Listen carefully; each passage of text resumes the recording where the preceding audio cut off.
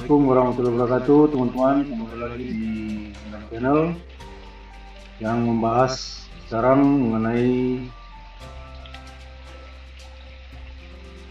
proses-proses dan langkah-langkah melakukan pemetaan. Namun kita lebih fokus ke pemetaan dengan data foto udara menggunakan drone. Oke, kemarin sudah kita bahas mengenai ortomosaik, pembuatan ortomosaik. Nah, ortomosaik ini yang nanti kita coba masukkan ke Google Earth, sehingga jika teman-teman buka Google Earth ini sebagai data awal pada teman-teman bisa lihat langsung di Google Earth seperti ini. Namun caranya kita ekspor dulu ortomosaik yang sudah terbentuk ini, ekspor dalam bentuk KMZ. Nah, kemudian ini kita default saja, tidak usah dirubah. Kemudian kita ekspor. Nah, ini sudah ada sebenarnya kita ekspor. Oke, kita save. Yes, kita tunggu sampai proses ekspornya selesai.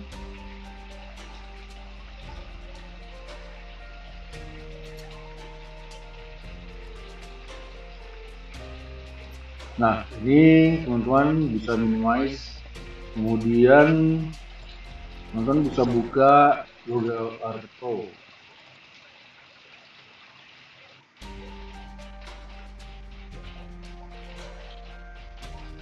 Tak berat ya.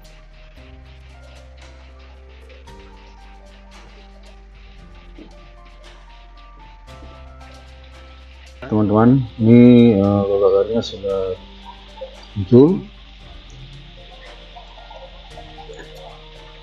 Kita biarkan saja, jangan ada settingan apa-apa lagi di Google Earth, termasuk juga proyeksinya, biarkan saja. Kemudian kita buka file yang tadi kita simpan, open, kita cari file yang tadi.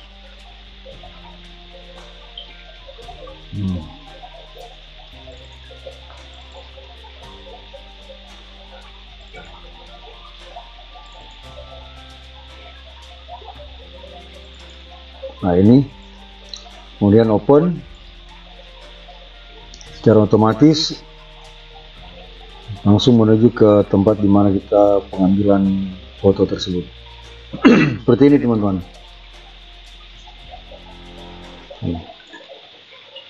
Nah, ini kita lihat, ini real time saat pengambilan foto. Kalau kita cek dengan objek sebelumnya, ini seperti ini.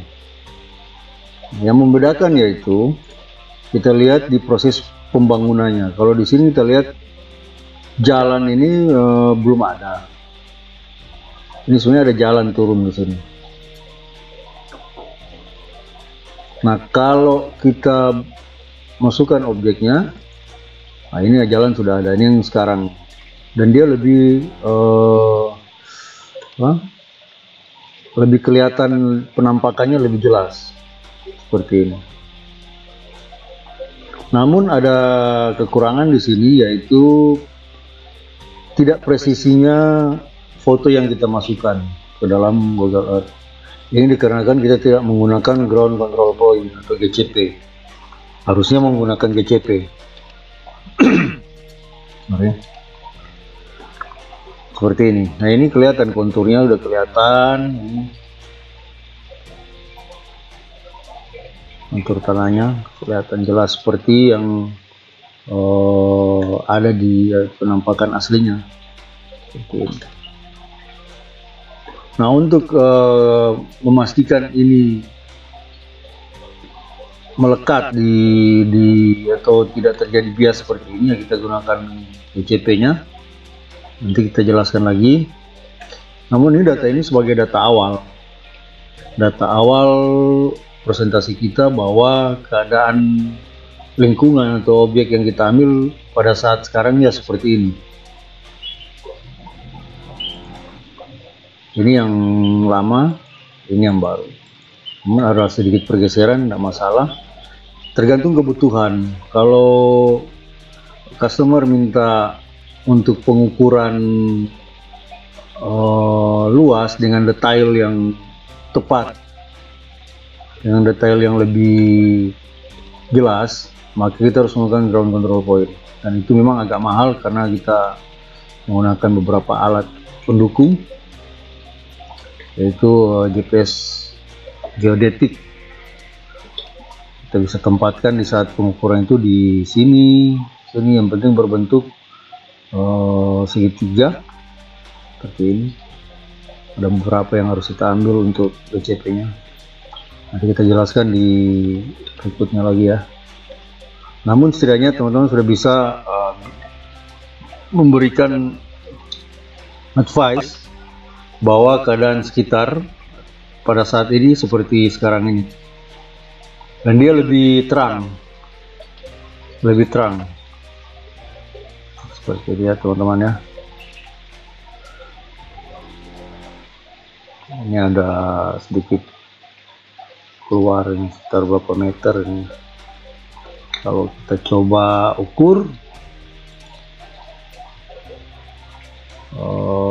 dari garis ini ke sini,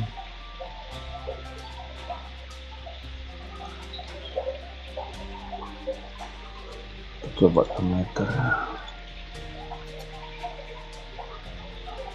hampir 3 meter seperti ini teman-teman.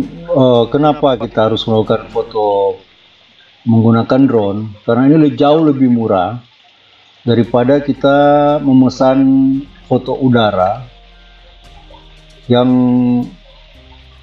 pada zaman lalu itu masih menggunakan pesawat. Nah, itu mahal sekali karena kita harus sewa bandara, sewa juga pesawatnya, kemudian fotografernya. Kemudian ada juga yang menggunakan foto udara lewat satelit. Nah, itu agak lebih murah sebenarnya, cuma waktunya lebih lama, bisa sampai 2 bulan baru kita bisa dapat datanya. Sementara kita memerlukan data terkini atau data pada saat ini. Jadi kalau owner kita di lapangan, kemudian owner telepon, saya minta data sekarang untuk progres fisiknya seperti apa. Nah, kalau kita pesan lagi lewat untuk yang data foto satelitnya, maka kita tidak akan mendapatkan data yang saat ini. Pasti 1 bulan atau 2 bulan ke depan. Nah, itu pasti progresnya sudah berubah. Kalau ini setiap saat, real time-nya, kapan saja diminta kita bisa lakukan. Dan kelebihan dari kita melakukan foto udara dengan drone ini secara langsung, kalau di pertanian atau perkebunan, kita bisa tahu jenis-jenis pohon. Nah, seperti ini, ada kelapa, ini ada semak, ini ada yang baru ditanam. Kita bisa tahu jumlah pohon kelapa yang produktif, kemudian yang masih kecil, yang masih remaja, kita bisa tahu jumlahnya berapa, seperti ini.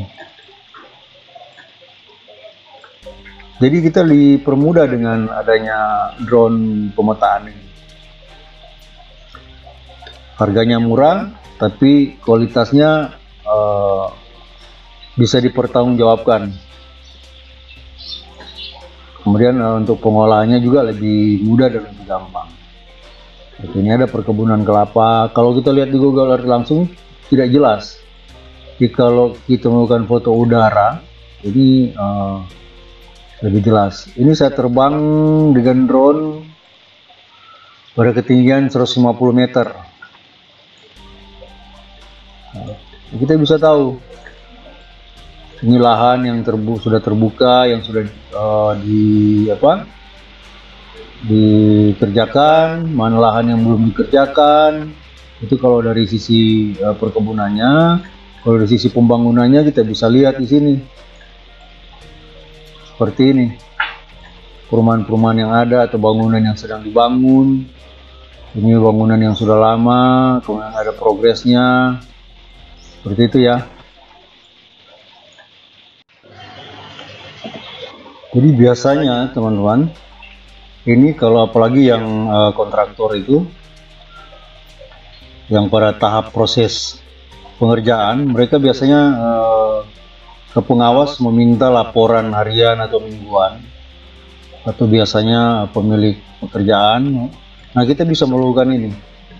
Kemudian file KMZ ini bisa kita kirim langsung ke owner tersebut dan dia bisa buka langsung di HP atau di laptop atau di PC-nya dia.